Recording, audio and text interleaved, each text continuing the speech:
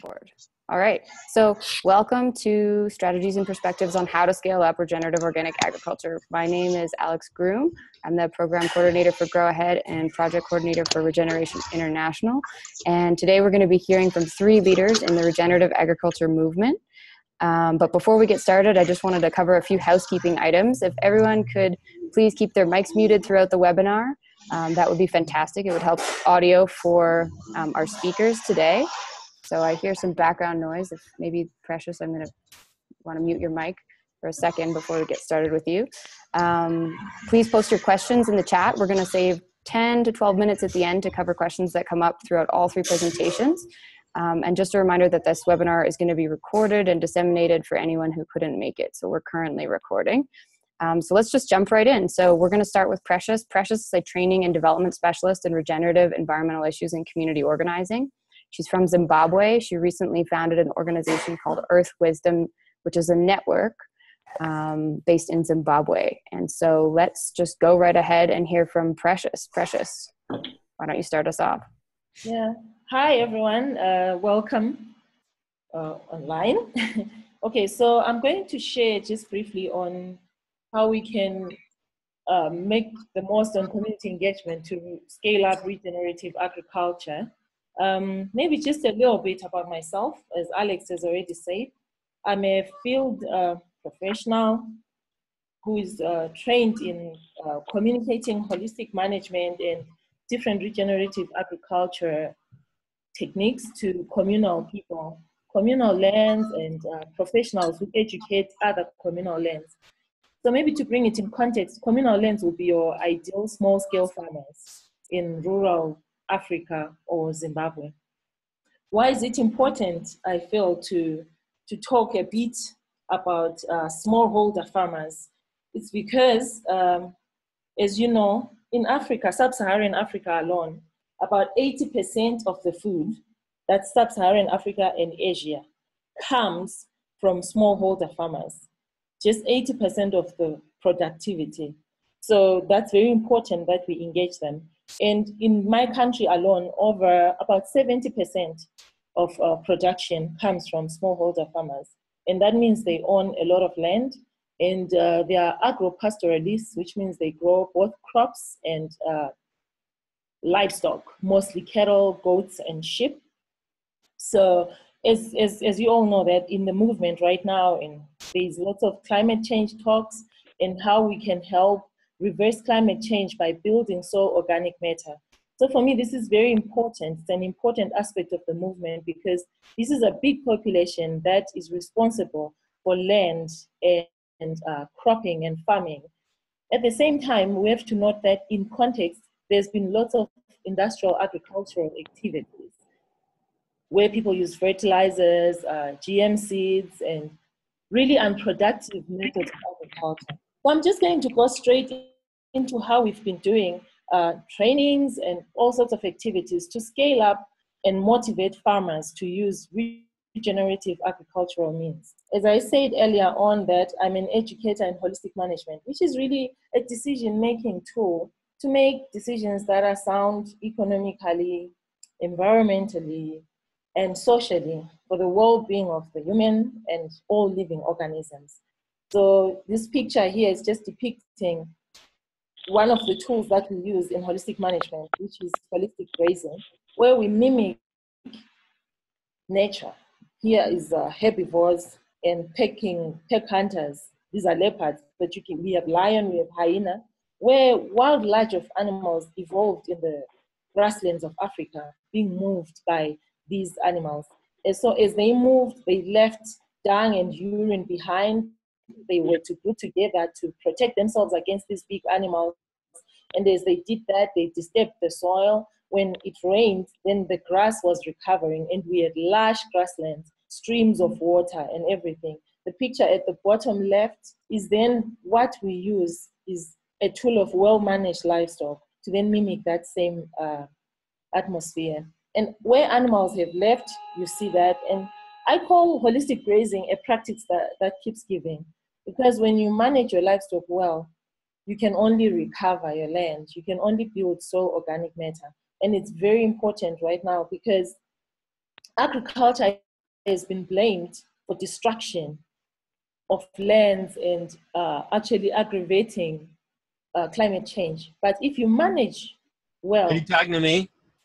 I can't hear you because I'm on the. Hey, Adam, can you Oh, please I'm mute your sorry. mic? Sorry. Oh, I thought I was Thanks. muted. No, Sorry. sorry about that. Sorry, carry on, Precious. Okay. Okay, all right. So this is just a picture of the tool of animal impact and holistic grazing, which is well-planned movements of animals in different camps.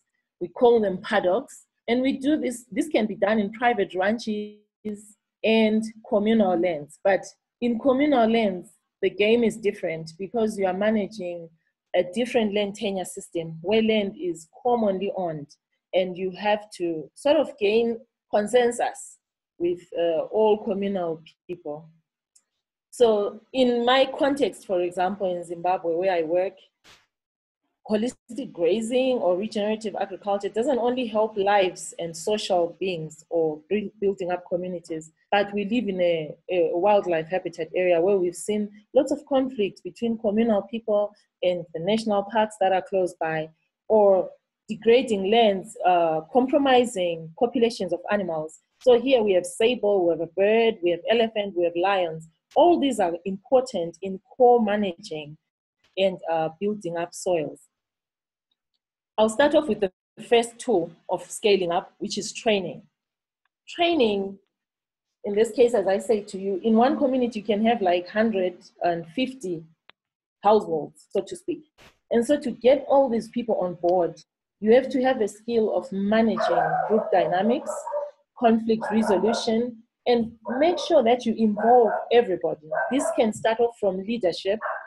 There are people that we call key voices in a community. They may not be in leadership, but then there are key voices who can influence for regeneration or against regeneration. And in this picture in particular, we were doing a grazing plan. So you get the community, we share the context, and we share the contextual knowledge, but the implementation and drawing of maps and drawing up of the grazing chart has to be done by the community. Unfortunately, in civil society, it's so tempting to do everything for the community, but I would not advise that because ownership is very important. And in this process, you have to be on your toes, so to speak, managing conflict. Having everyone's voice being heard is very important. So you have to have a skill of communicating, have the language in place. For example, don't talk about rest. It's better to say recovery, because rest can be misconstrued as leaving the land for a long time and you get oxidizing grass.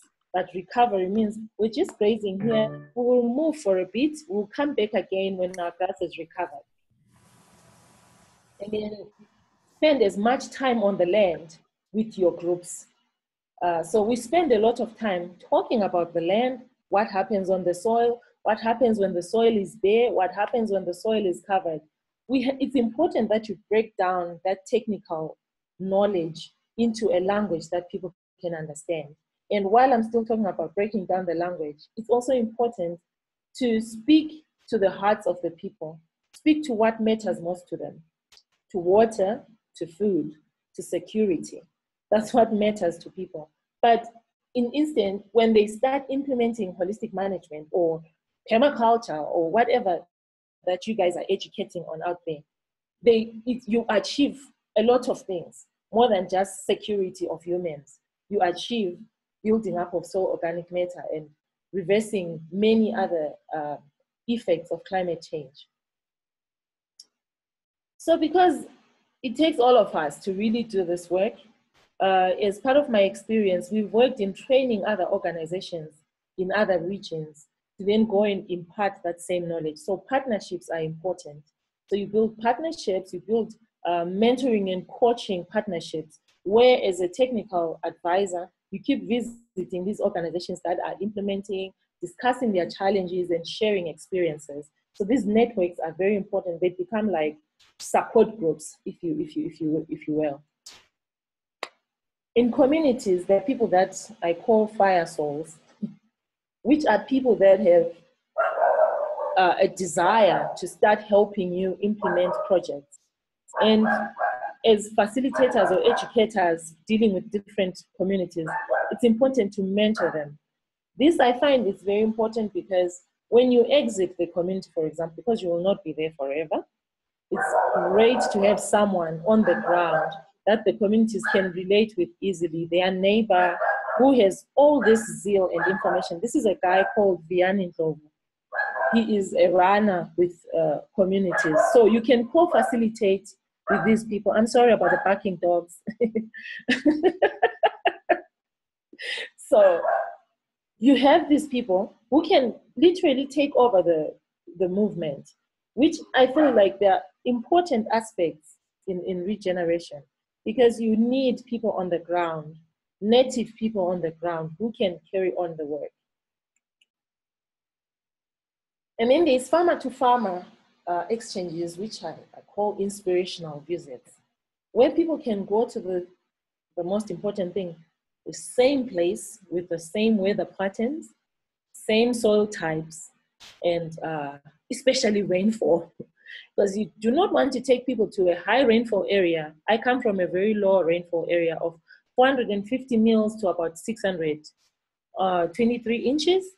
So you don't want to take people to like 1,000 millimeter rainfall area, because they can even copy practices that will not work where they come from. So when you're dealing with farmers, take coffee growers to coffee growers, maize growers to maize growers, small grain growers to small grain growers, so that they learn and get inspired. This was one of the trips that we had in August, where we went to see water harvesting techniques, how people are still continuing to grow food even in the dry season by just capturing and making the most of rainfall water. Documenting. I feel like scaling up happens almost naturally when you have a good documentation system in place. This is what we do, what we call land monitoring, where you just monitor on the surface of the land to see the very first signs of whether you are changing your land according to what you had planned in your holistic context or not. So you document by that, you take photographs, engage community members all the time when you're taking photographs. The same group, it's important to engage the same group, because every year you see differences. What I've seen is that nature or earth is so forgiving, because in one season, you can see a huge difference. And when you miss one season of recording, you've missed a story for a lifetime. Because once you continue doing things right, you can only get better. Though it needs commitment to do that at the same time of the year, record and take photos of crop fields, show cover cropping when you're talking to other groups, show that you can have a livelihood. This is a community with a garden now because of the same farming techniques. Down below, we were going to a river system that is being consistently changed. The first sign that we saw was that grass is actually now growing almost in the river stream, which means we have stabilized the banks using livestock. And then the next thing, you can only have water flow, because there is good underground water recharge. So I'm going to briefly think of the next steps in growing the movement of regeneration. First is having partnerships across the globe, and according to how things apply in each area, have working partnerships so that you implement either holistic grazing, permaculture, water harvesting, biodynamics, everything that we feel will work to improve small-scale farmers' work. We need it, and therefore partnerships are needed. And well, that takes funding. I mean, conversation with policymakers. I'm talking about agricultural ministries, the UN, and all those platforms, to actually really bring out the message of regenerative agriculture, so that if it's trickled down, especially from governments, using government extension officers, I find them they're such a powerful tool to help advocate, because people naturally listen to policymakers. So it would help if we start bringing that conversation up there. And the last one is really keep inspiring, keep showing results, keep moving. And yeah, so that's it from my desk. Oh, that's great. Thanks for sharing, Precious. Thank you. Yeah, that was fantastic and beautiful imagery. So for all those who joined during Precious's presentation, we're talking about strategies and perspectives on how to scale up regenerative organic agriculture. If you have any questions, please post them in the chat, and we're going to cover those at the end once our three speakers have had the chance to share today. And, you know, in the meantime, I'd love to hear just in the chat if you could post where you're calling in from. When we looked at the RSVP list, there are people from about 22 countries. So I'm curious to know who ended up coming, and I think that'd be really interesting for everyone.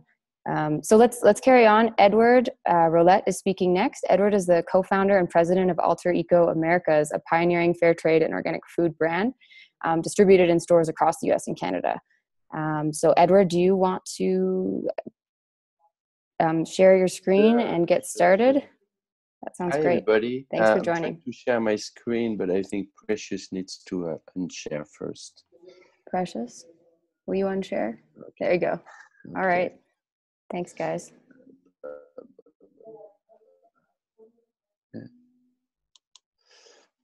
Just one second. All right. Can everybody see my screen?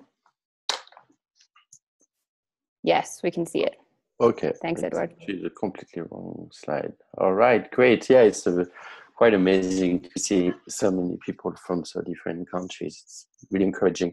I'm Edouard. I'm the co-founder and co-CEO of a company called Alter Eco. We are a San Francisco-based fair trade and organic food company. We sell chocolate bars, chocolate truffles, snacks, and some other categories such as rice and quinoa. We sell in about 10,000 stores in the US, Canada, and Australia.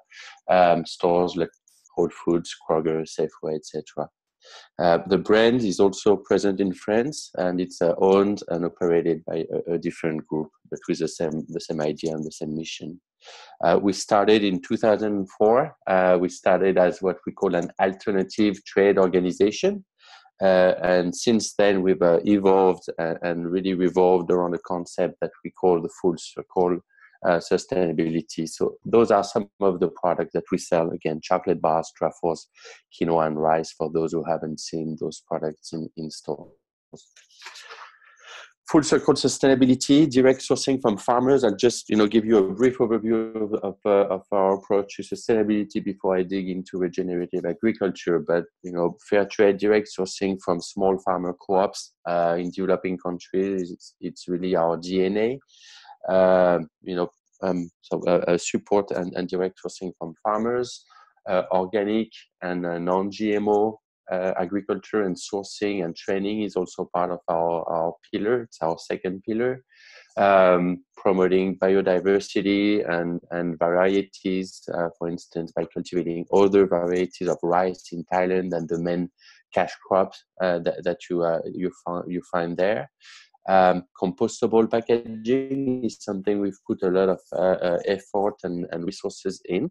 It's great to try to be sustainable, but when you're in the CPG space and you create a lot of a whole life of packaging, that's a big issue we've been working on with compostability especially, and carbon insetting, which I'm going to be talking about during this presentation. And just as a last note on this full circle sustainability, we're also a B corporation and a registered public benefit corporation.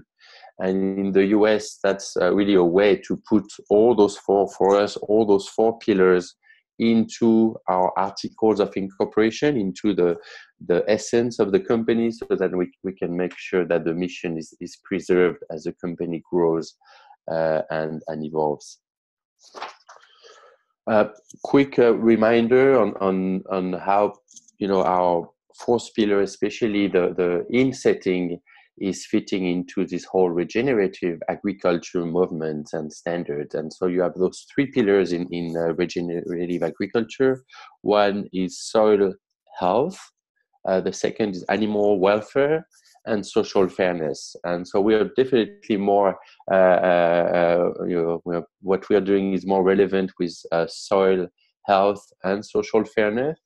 We do source some organic milk and butter, and so those are some and honey and some animals byproduct, and all those, of course, as well have very strict standards, certification, and verification in terms of animal welfare. But we'll be mostly talking about soil health and fairness. So how the concept of insetting started for us back in 2007. So we visit our farmer co-ops a lot and spend time with the communities. And we were in Peru in one of our main cacao co-ops in the northeast, San Martin, and the co-op is called Acopagro. The story of this co-op is quite amazing. They used to be there in the primary forest in the Amazon, in the 90s, actually in the 80s, most of those farmers, they isolated, there's no roads, of course, just the river, were growing coca for the drug, and they were actually working under the shining path, and that was really their life. It was a difficult life. As a reminder, the Shining Path is and was a very active terrorist organization. And so when Fujimori, the president of Peru, came on board in the 90s, he united with the DEA to eradicate coca. And so those farmers ended up with no more revenue, much more peaceful life, but no revenue. And so that's where the United Nations Development Program came in and helped those farmers transition from cacao. And so their transition in terms of cultivation was great, except that those farmers had no outlet for their cacao. They decided as communities to cultivate organic cacao, and they were looking for a direct customer in the international market. And that's where Alterico came in. And we started sourcing directly from those farmers, and since then had very nice relationship and excellent cacao, of course, products from them. But so in 2007, we're there in Peru, and we realized that all the areas and their fields and around are completely deforested.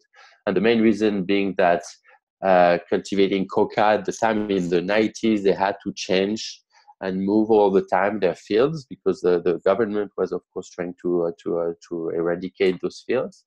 And number two, the coca plant is very extractive in terms of soil and and nutrients. So you have to move a lot so that you can get new nutrients every year, every time you have a new coca cultivation cycle. So anyway, so we're there and we see there's a big problem of deforestation, and we've seen that with actually other farmers, other countries in Brazil, etc. Sometimes small scale farmers need to eat, and to eat sometimes cut the forest. And so that's where the idea came up of saying, okay, well, so a lot of our farming communities are in tropical areas, and we have, we ship products around the world, and truck and ocean freight and all that. And so can we offset our carbon emission by working with our own partner farmers and replanting trees in our supply chain so that we can offset our carbon emission? So that's really the concept of insetting, and that's really offsetting your carbon emission, working with farmers that you already buy from in your supply chains. So this pilot project in this area of Peru, in the Alto Guayabamba, was extremely successful. Alterico is a relatively small food company, and so we actually it's not that we don't emit enough carbon, we don't have enough carbon emission, but the project became bigger than what we could offset. And so Tristan, who was the founder of Alterico in France at the time, and started Pure Projet, which is this kind of reforesting, insetting organization, kind of separated from Alterico to find other customers and scale those reforestation projects and insetting projects. So we became two sister organizations. And since then, so just in Peru, there's been over 2.5 million trees planted in this co-op. And then other customers, other companies have come on board to inset their emissions. Some of them, Ben and Jerry's, and some small and some large companies that are working with the same concept of using, not using, but working with their farmers and partner farmers to offset their emissions. That's if you buy a bar of Alterico chocolate, you'll find inside the wrapper, we tell the story of our insetting program. So agroforestry, when we started working with a lot of the farmers we work with, you can see it's, mostly cash crops, or, just monocrops. There's, lots of soil erosion, slash and burns, etc. All those practices that you are all familiar with. And then agroforestry, which is really what we're implementing, is a lot of intercropping and shade growing, and having the farmers, if it's cacao farmers, they're going to plant mangoes, they're going to plant many other fruit trees and timber within their parcels and around their parcels. So in terms of insetting per se, some of it is agroforestry, some of it is afforestation, where we actually use and set money aside to actually conserve some areas. So we've done that a lot as well in Peru, in the Alto Guayabamba, which there's land that are in danger of being purchased by large corporation for exploitation. And so most of the time we do agroforestry, but sometimes we've also decided to do what we call afforestation. So you have all types of setup. You can see that here, intercropping is one model of agroforestry, but the model one that you see here, where we plant trees on the side of the rivers, etc., are also very useful for farmers and those communities because they really retain the soil and retain the water. And so when there was those big flood in Thailand about 5 years ago, really devastating floods, and the main reason for those floodings was mostly that they've been deforesting a lot, and there's nothing to really hold the water, no trees, and so those rivers, as soon as it rains a lot, those rivers are completely overflowing. So there's a lot of benefit in looking beyond agroforestry and how we can positively impact these communities. How do we do with Alterico? Every year we calculate, we have somebody at Alterico who calculates our full life cycle, the carbon emission of the full life cycle of our product. And so you have 3 measurements to do that. Either you do GHG scope 1, scope 2, scope 3. And the scope 3 is when you look at from the very beginning of when the life cycle starts for your product until the very end, meaning not just until you sell it, but after, when it goes in your distributor's truck and when it goes in the store. You look at how much energy it costs, and it creates an emission it creates for a store to sell your product, right? So you do some macro calculation about the use of light and energy, etc. While scope 1, which would be the smaller scope, is just, okay, how much carbon emission do I generate when those products are under my responsibility and ownership. So it's definitely a smaller and a tighter scope. Scope 3, sometimes you may have, if you have a partner who also offset their emission, you may have some overlap, but I think for us, it's we'd rather have some overlaps than some gaps. So we calculate our emission, including my travel to co-ops and any staff, commuting, members commuting, and salespeople, cars, etc. So office carbon emission as well. We calculate that, and then that's the first phase. Number 2 phase, we reduce. We find ways, whether it's again lights at the office, working with our co-manufacturers in other countries, or with the farmers, to reduce those emissions. And then the third part, the residual, is really what we offset through insetting. That gives us an amount of money and a number of trees, especially that we commit to plant every year with those farmers. So there's something really amazing about insetting, and that's really incredible when you go first, in just like monocrop areas, and then when you really start to see the impact of insetting in those communities, it's really incredible how you go from kind of a desperate and lunar landscape to a very virtuous circle.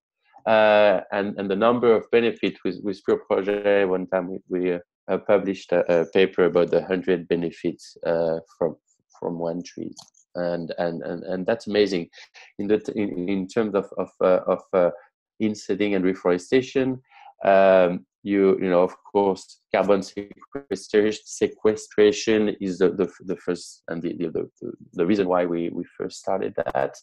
Restoring biodiversity with multi-crop and reforesting empty parcels is also a big advantage.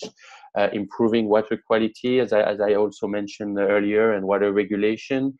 Avoiding soil erosion, really important and immediate result from agroforestry, and soil stability, which I also mentioned with the Thailand example.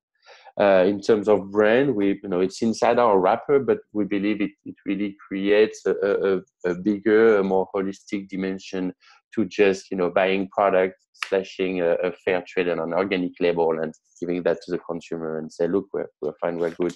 It brings a bigger dimension with the consumers and also with the farmers. And I think one of the biggest benefits that we see are one of the biggest benefits are for the farmers and for their communities. And that's one of the. I mean, it's really incredible. The one of the first benefits is the increase in the yield of the product that they were producing. So in the case of cacao in Peru, we've seen increase of yields up to 3 times what it was before we started those programs.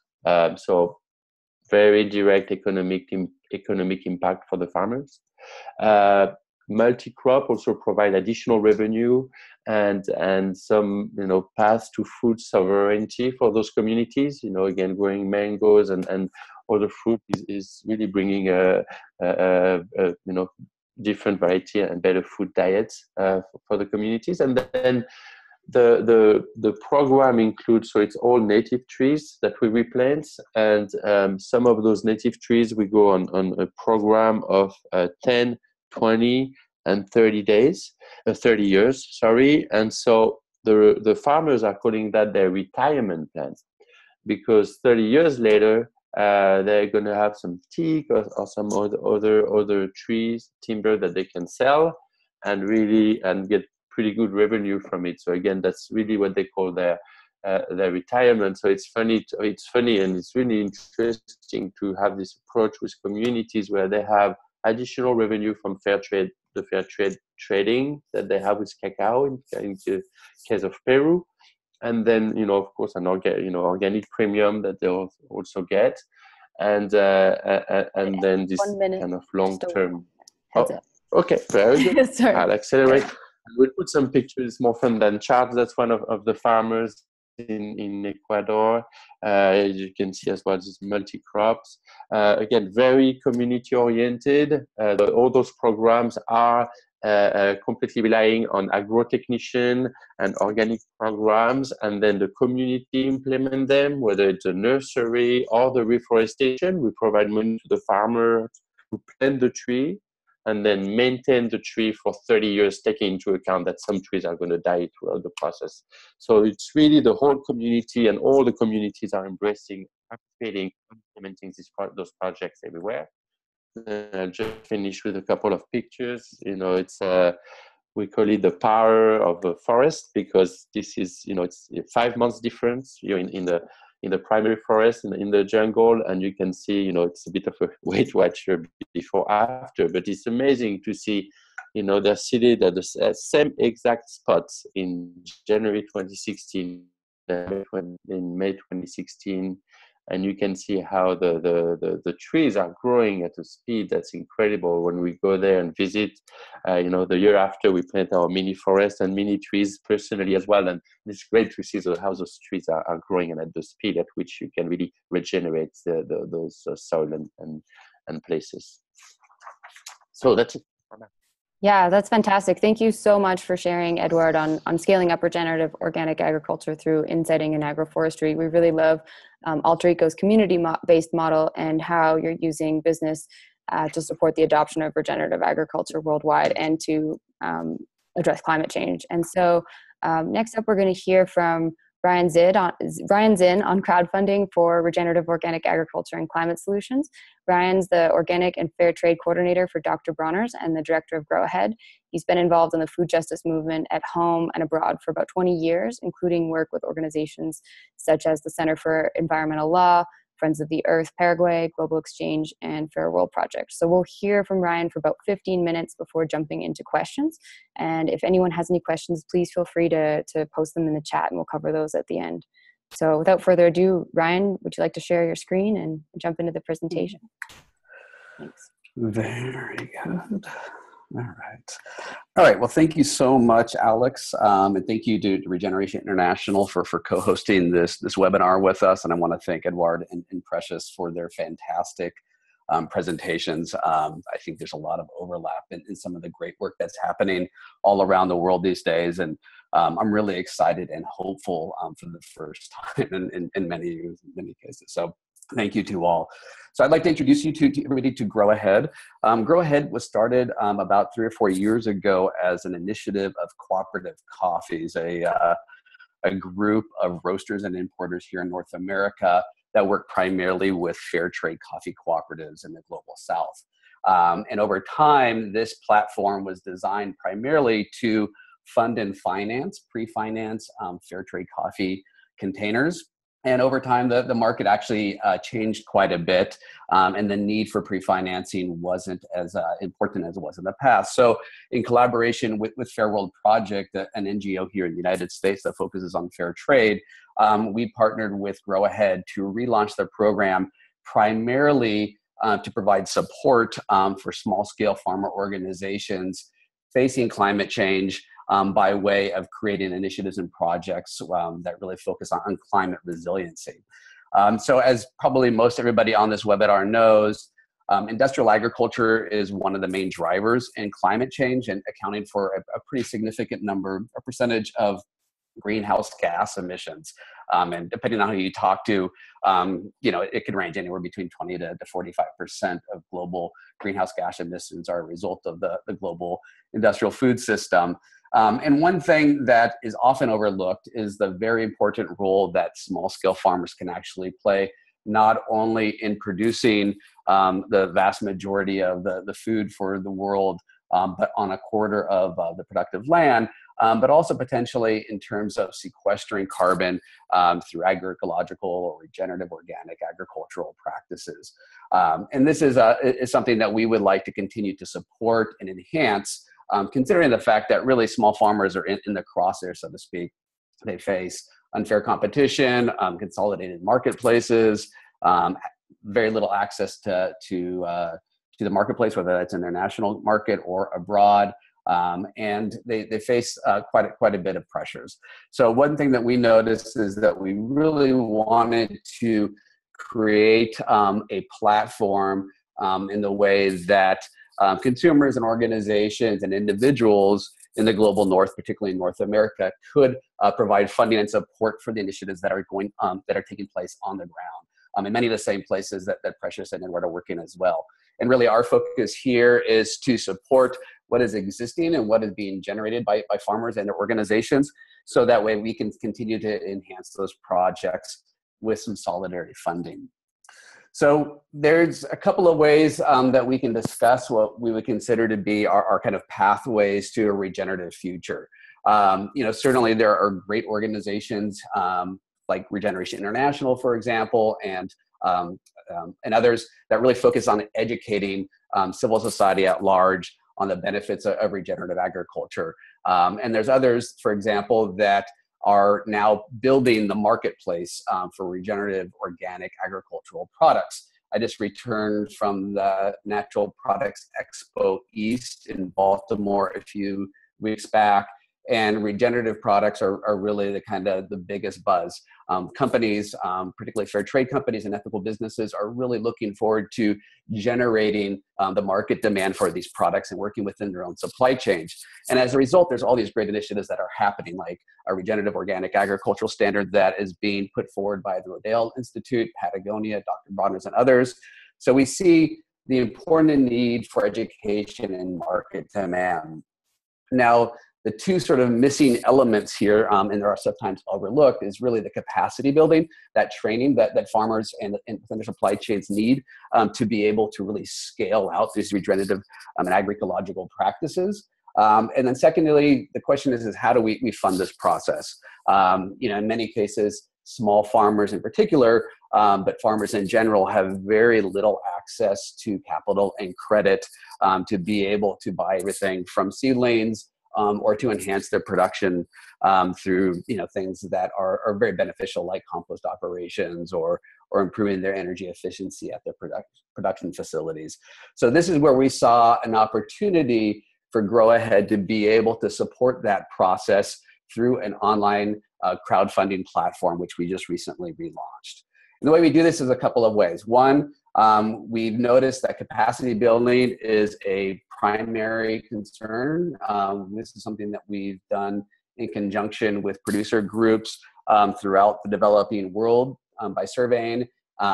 We see the two primary functions there is funding farmer-to-farmer exchanges, which I know that Precious discussed, as well as scholarships to be able to train farm leaders within farmer organizations, and then providing a revolving loan program. So I'll talk a little bit about each now. So one thing that I think is really kind of the unknown element as far as really scaling out agroecological and regenerative farming practices is this notion of peer-to-peer, farmer-to-farmer training.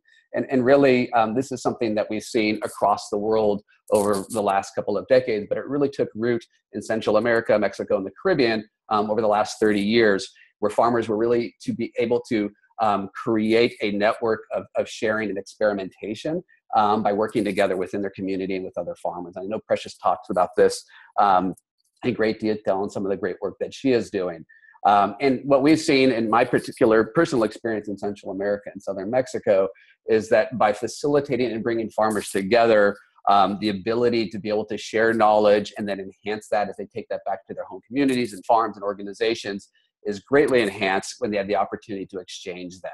And so what we decided was that this is one funding opportunity that doesn't get a lot of recognition or funds for that matter, whether it's in the global funding scene with big groups like USAID or DFID and others, or even within civil society organizations. And so Grow Ahead really endeavors to be able to raise funds to be able to facilitate these trainings. And so far we've been really successful in raising our first round of funding next month in Nicaragua in partnership with Cooperative Coffees. We've been able to fully fund through crowdfunding and foundation grants our first farmer-to-farmer training to bring together farmers and discuss many of the aspects that Edouard discussed in terms of agroforestry. And this will bring together representatives from coffee cooperatives throughout Latin America to be able to address and discuss those issues, and then in turn take those back to their home communities and then implement them. Similarly, we've got our second farmer-to-farmer training plan for early next year in Ghana, bringing together their farmer organizations, particularly those within the Fair Trade Network in West Africa, to be able to address the big issues of pests and disease and agroforestry, which is a big challenge, particularly in cocoa producing regions of West Africa. And we really see that as an opportunity to sort of plant a seed in a case as far as developing and scaling out this knowledge base. Additionally, we found that there's a need for farmer organizations to have opportunities for scholarships in the event that they have farm leaders or other technical staff in need of additional and advanced training. The landscape is really changing very quickly at the farm level, as many of you all know, especially with the widespread of pests and disease as a result of climate change, among other things. And so we, in consultation with farmer organizations, realized there was a huge need to be able to provide really specific and intense funding for farmers to attend advanced training so that they can go back and then train their cooperative or their farm organizations and their communities. And so we've been able to fully fund our first round of farm scholarships with COMSA, which is Organic Coffee of Marcala in Honduras. And they have a fantastic program which they call their Organic Diploma, where they bring together farmers, and it's an intensive 2-week process where farmers are trained up on regenerative and agroecological practices. And so we look to scale that out and continue that process of funding scholarships for farm leaders going forward, and we will likely rotate those locations and regions going forward. And then finally, Grow Ahead also has an important crowdfunding mechanism for creating loans for farmer organizations.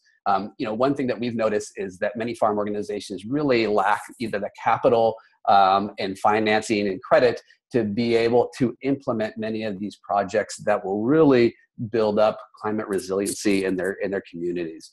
For example, agroforestry and intercropping are one of the top interventions that Project Drawdown has identified to not only feed local communities, enhance food security, all of the many aspects that Edouard talked about, things like biodiversity, water conservation, et cetera, as well as carbon sequestration. But the fact is to actually, start and replant, especially in degraded land, 1 hectare of dynamic agroforestry, costs in and around the range of $1,000 per hectare. And so our goal is to be able to facilitate those loans at very reasonable rates for farmers and farm organizations to be able to improve the work that they're doing and gain access to that capital without going into major debt in the process. And we see this as one thing that is really missing right now, particularly in the regenerative and agroecological sphere, as far as gaining access to that capital. So our approach really is the realization that we're a small organization. We don't have access to the millions and millions of dollars available at the global development scene, but our goal is to really fund and support what we would consider to be pollinators. In the same way that bees go around and do a fantastic job of pollinating, hundreds if not thousands of farmers, our goal is to support those farmers and farm organizations that will in fact scale out and pollinate all of this good skills and work within their communities and their neighbors in their regions. And so our goal is to really support those pollinators as we build up that capacity and that production base.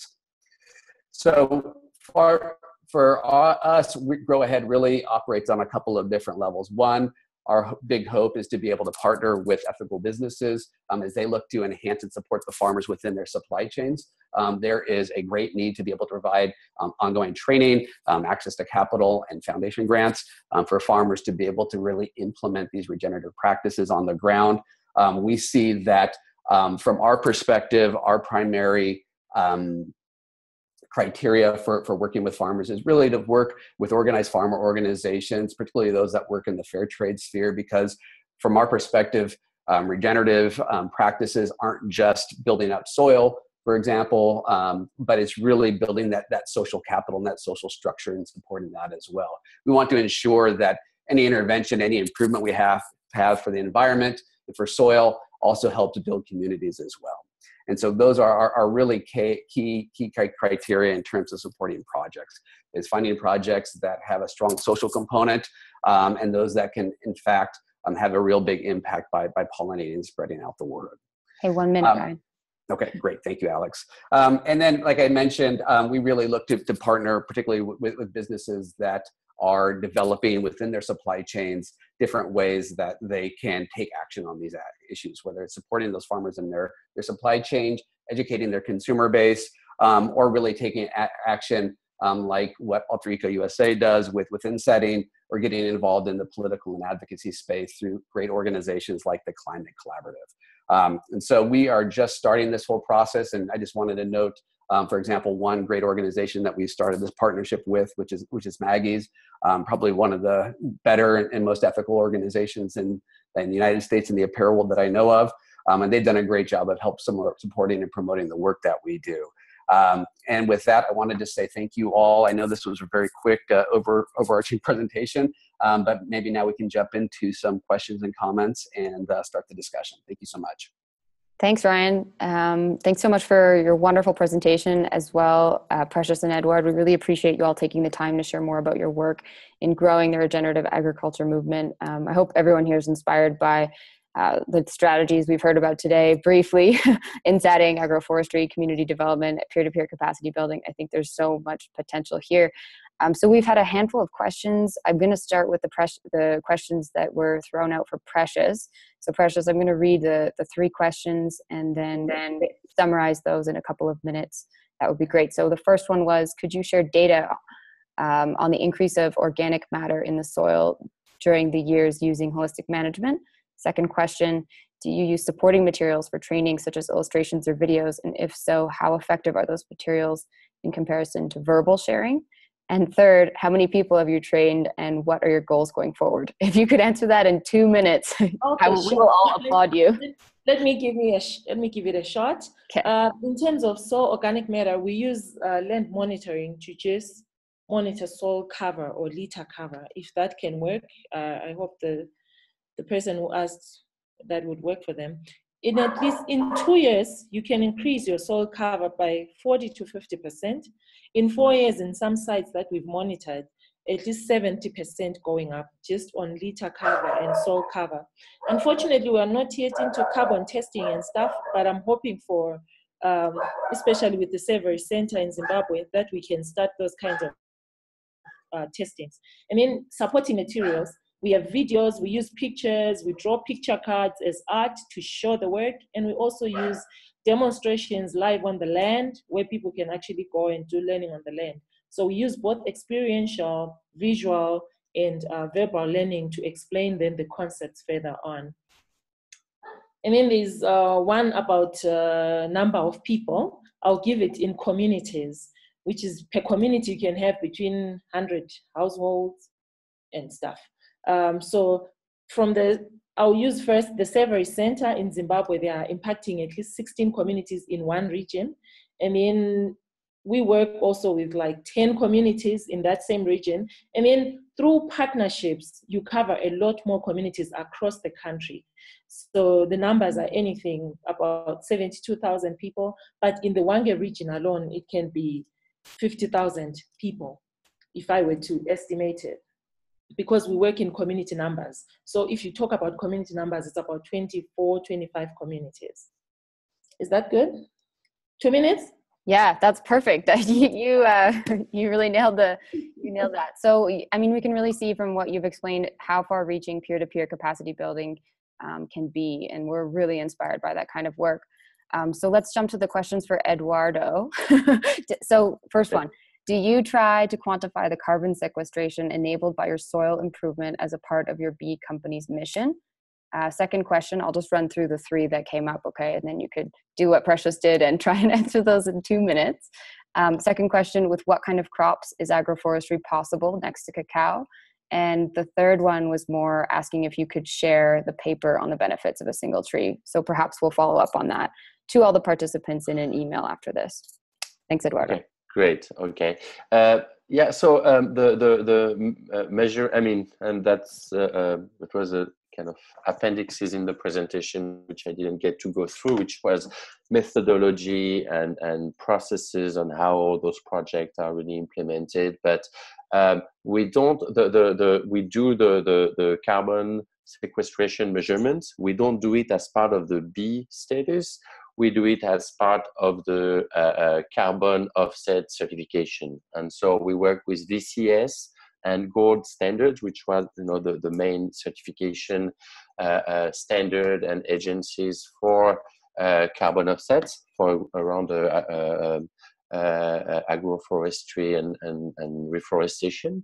And so that's where we actually need to show carbon sequestration, additionality, and all those, all those factors and measurement to get a project certified. So this is part of what we do. We do it either, we do it with third parties, of course. We do it internally as well. Pure Project does it internally. And then we have a separate but affiliated, not separate, but affiliated organization called Pure Lab, which is part of Pure Project, and which works with scholars in various universities, Yale and others in the US and in Europe, where we really try to dig deeper and really try to measure everything that we've been talking about. So carbon sequestration is one of the main factors, of course. One thing I will say that not all our projects are certified VCS or gold standards.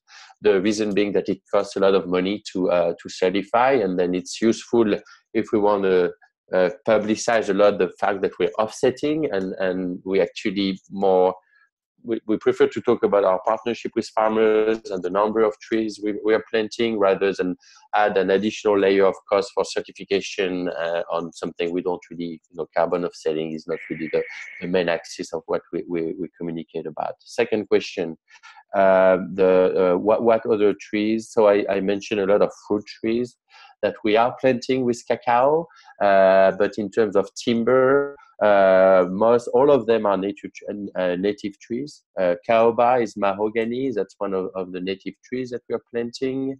We are planting, I know the name in Spanish, cedro cedar, cedro nativo. We are planting palipero, caipirona, bolaina, shaina, Pinochincho. So those are the varieties that we replant, that we first, of course, grow in nurseries, and then replant alongside the cacao trees in this region of Peru. Some of it, there's a couple varieties like teca that we're planting as well. It's not exactly native, but it does provide a lot of revenue for the farmers. So we use it and we plant it with a lot of very cautiously, but the farmers really value selling, the possibility of selling that as timber in 30 years. All right, that's great. Thanks, Edouard. So let's jump to questions for Ryan. Ryan, we have two questions. One, who are the main donors who give to Grow Ahead? Second one is actually quite a lengthy question, very important one from Erin Axelrod. She gives kind of a long background in the chat, so I invite everyone to read that, but I'm going to summarize, or do my best to summarize. So the question is, could you speak to the potential problems with the new regenerative organic agriculture certification, and how Rodale and the Certification Coalition will address some of these issues here domestically in the US to invite farmers in rather than calling them out?